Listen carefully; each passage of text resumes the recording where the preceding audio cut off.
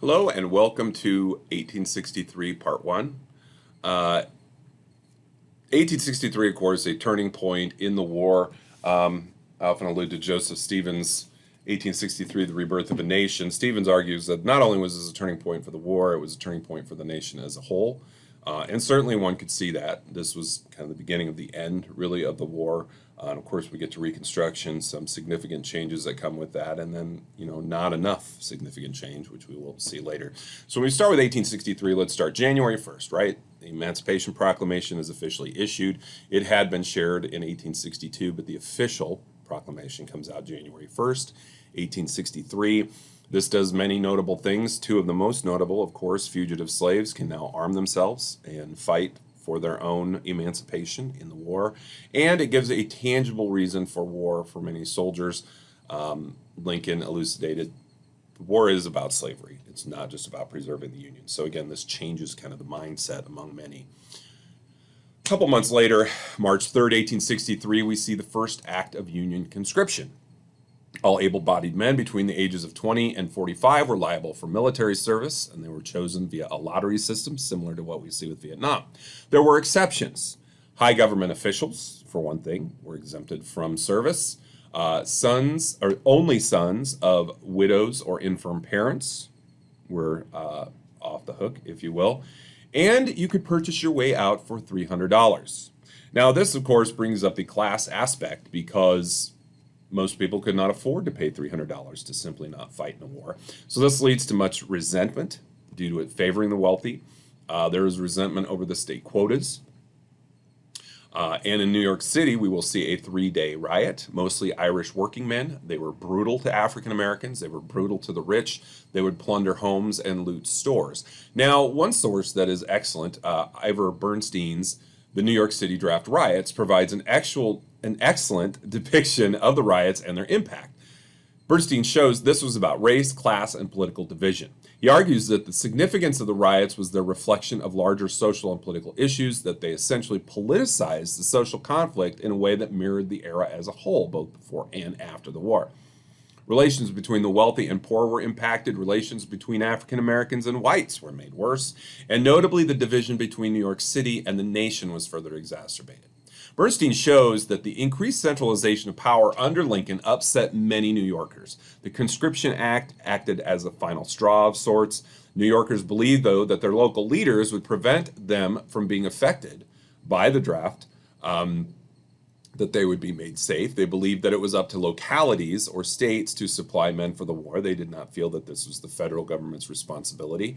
Lincoln underestimated this resistance, and when factions finally realized the draft was not to be stopped, riots would erupt spontaneously. Bernstein shows the divisions we still see, that there were significant divisions still in the North at this time, even after Gettysburg. I mean, the riots happened a full week, over a week after the victories at Gettysburg and Vicksburg. And he also shows that Lincoln was not wholly supported in the Union. We'll get to this when we get to 1864. Lincoln did not feel he would be reelected. He believed he would be a one-term president, and that he would not, again, continue on as president because he didn't feel he was supported enough. So, and again, Bernstein shows very clearly this was not just about racial animus, it was about class divisions, it was about political divisions, and notably an increase in criticism of the centralization of power by Lincoln and his administration.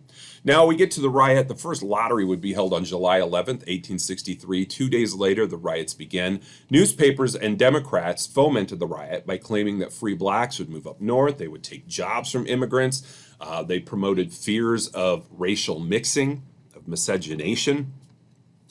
They stoked as many fears as they could to get people riled up. And again, there's unease over conscription, the fact the wealthy could pay their commutation fee, that the war seemed endless. Again, this is after Gettysburg, quite a bit of bloodletting there, and this is an important turning point for the Union, but of course at the time, there's a little recognition of this. And so many were against continuing the war anyway, and thus very much against a draft lottery like this.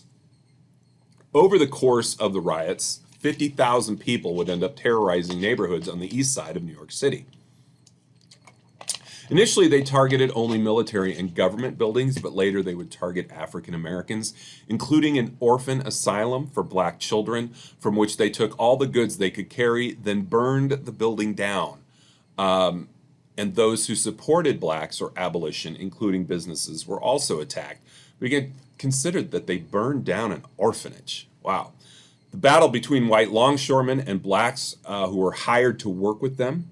There was quite a bit of conflict here. Rioters were supported by the Longshoremen's Association, a white labor union. And when you get into post-Reconstruction America and you get into labor issues, one of the reasons that organized labor, I would argue, failed in the 19th century is because of its lack of inclusion. And we see this in New York City. Again, the Longshoremen's Association supports the rioters, and these rioters would beat and hang African American men, sometimes sexually mutilating them. Supposedly, some of these rioters were even cheering Jefferson Davis as they rioted and lynched. 11 black men would be lynched over 5 days. Hundreds were driven from the city. Landlords drove African Americans from their residences because they did not want to put up with any more violence or act toward their property. How many died? It is not known for sure, between a dozen and 100. There are, again, conflicting notions of this. Combat troops would essentially be sent in to restore order, where they would stay for many weeks. And many of these folks actually came from Gettysburg after that battle was over. The saddest part, of course, is what I just mentioned, but one of the most unfortunate parts of the Conscription Act and the resulting violence is conscription would essentially be ineffective. In 1864, 800,000 names were drawn. Only 33,000 of these would serve due to health and occupation exemptions or those who simply paid their commutation fees. So consider that. 800,000 names are drawn, 33,000 would serve.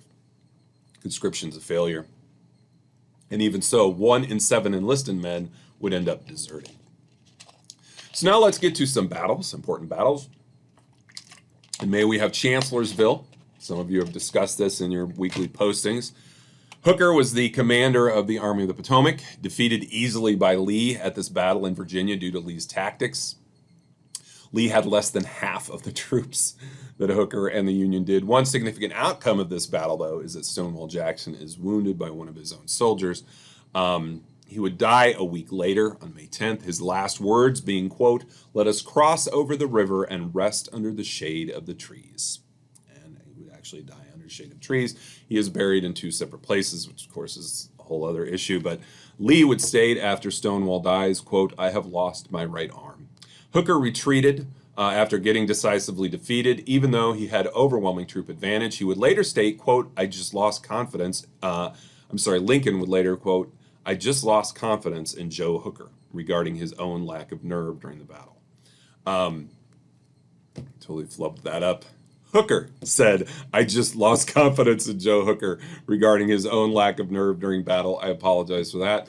A little confusion on this end. And his nickname, many great nicknames during the Civil War, Fightin' Joe Hooker. Well, apparently he wasn't that fighting.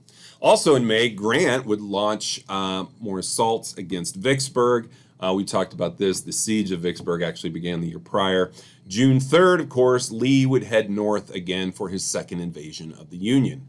With 75,000 Confederate troops, he would head into Pennsylvania, which would lead to what is arguably the most decisive battle of the war, Gettysburg.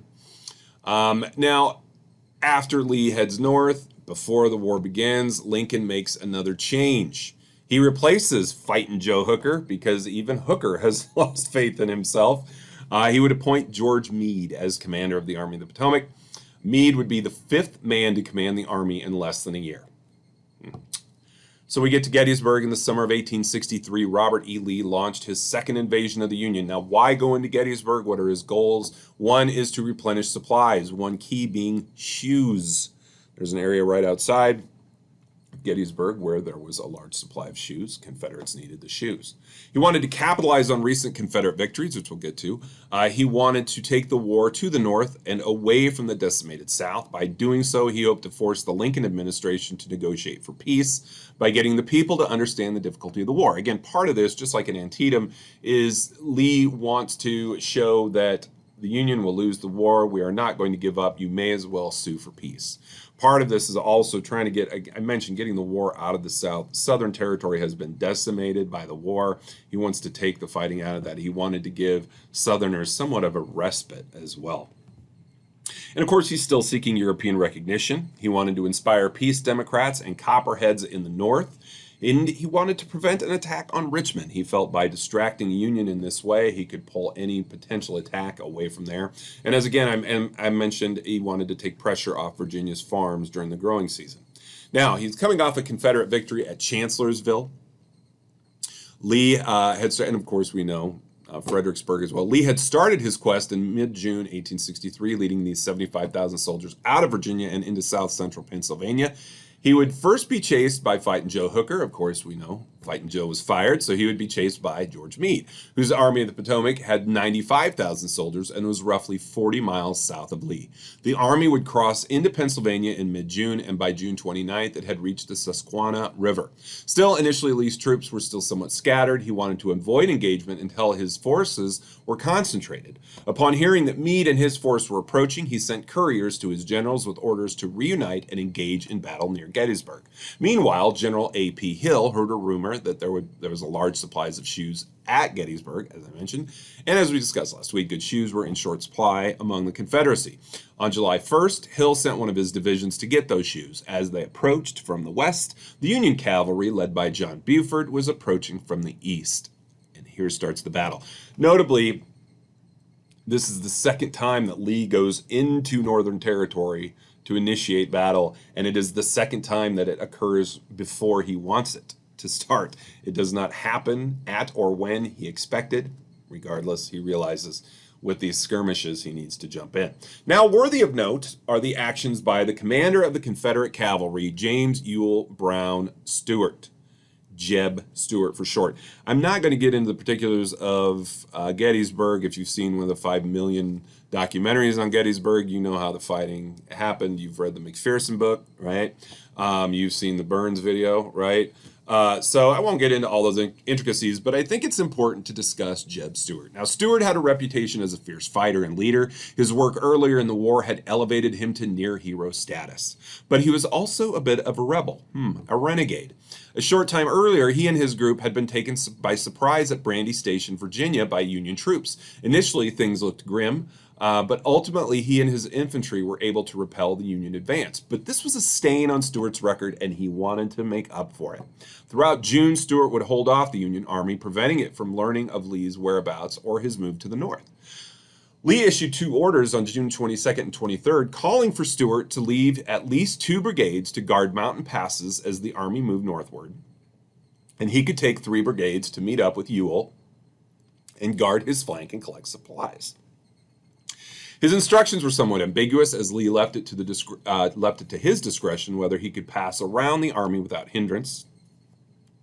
As long as he guarded the Blue Ridge passes and kept in communication with Ewell, he had a free hand.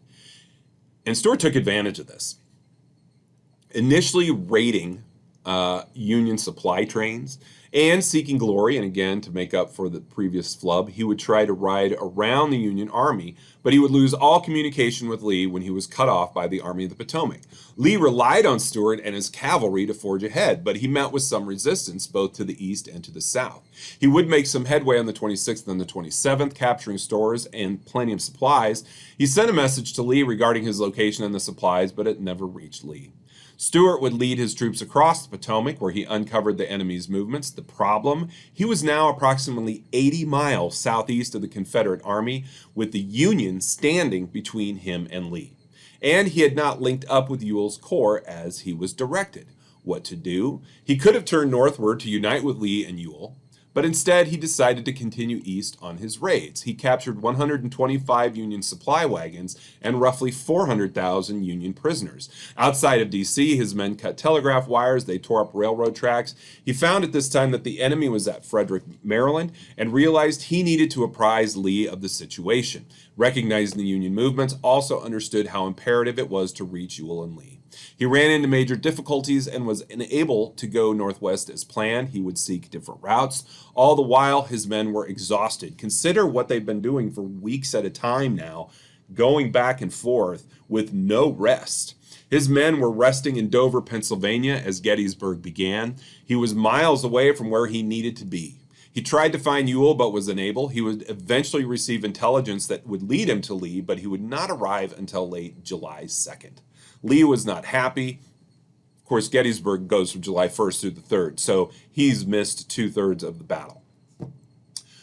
Lee is not happy. Their conversation, according to a witness, was, quote, painful beyond description, and one can only imagine how much Lee tore into him. He and his group would finally participate on day 3 of Gettysburg, their role to attack the right of the Union line in concert with Pickett's charge.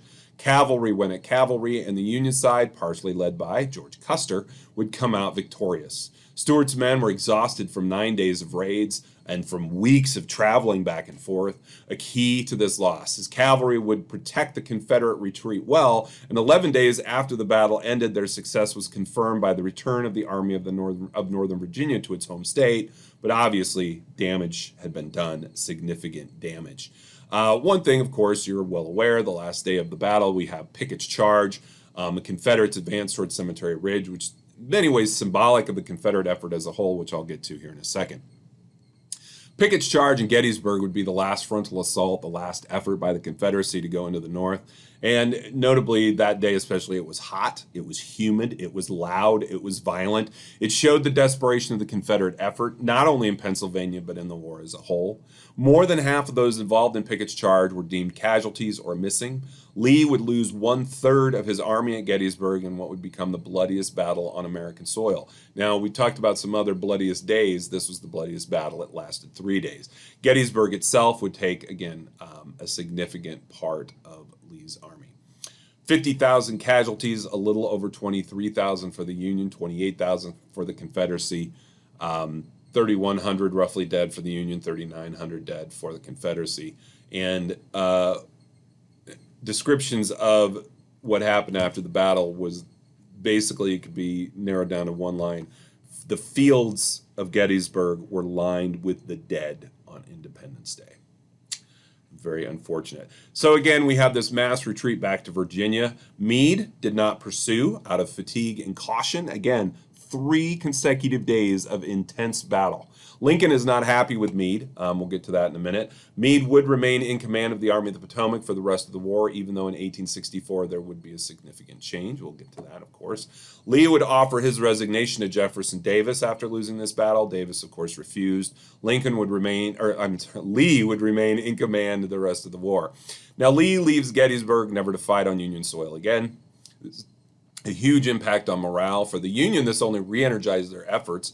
Indeed, many historians point to the fact that Lee was in Union territory, and this alone galvanized their effort, as they now were defending their own territory. And how does this symbolize the war in general? I'm going to quote Earl Hess, historian. Quote, it has come to symbolize, and when I say this, I mean, how does Pickett's charge symbolize the war in general? Earl Hess, H-E-S-S, quote, it has come to symbolize the Confederate war effort itself, representing a valiant effort and a hopeless and somehow romantic cause. You know the particulars of Pickett's charge. It was a desperate move by a desperate group that really had no chance of winning, but they realized they had to take action. And one can ask, was this the last real chance the Confederacy had of winning? This, of course, begins a significant shift to Union advantage. Not too many overwhelming victories as of yet, but the tide is turning. No recognition outside of the South for the Confederacy. The Gettysburg Address, of course, would come later, and this address can be made from the victor's side. Now, why was Gettysburg so important? Not only was it a pivotal 3-day battle in the war, but up until that time, again, much of the war had been a stalemate, some Confederate victories here and there.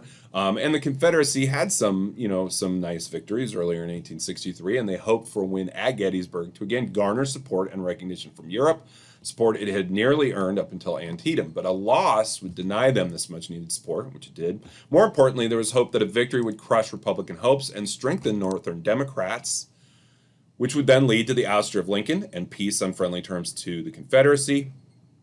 But of course, due to some misjudgment by Robert E. Lee and lackadaisical work by some of his generals, we know the Union defeated the Confederacy at Gettysburg, with Pickett's charge being the final blow. Europe did not recognize the Confederacy. Lincoln would go on to win the presidency in 1864, spoiler, both of which crippled Confederate hopes for victory. Lincoln ran in 64 against Little Mac, George McClellan, the man who he had put in charge of the military 3 separate times during the war.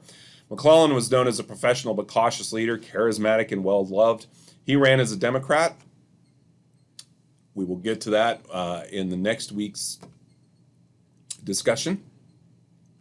But for now, we will just say Gettysburg and the Emancipation Proclamation, 2 significant parts of 1863 that really began to change the tide of war. We come back with 1863 Part 2. We are going to get to the Siege of Vicksburg.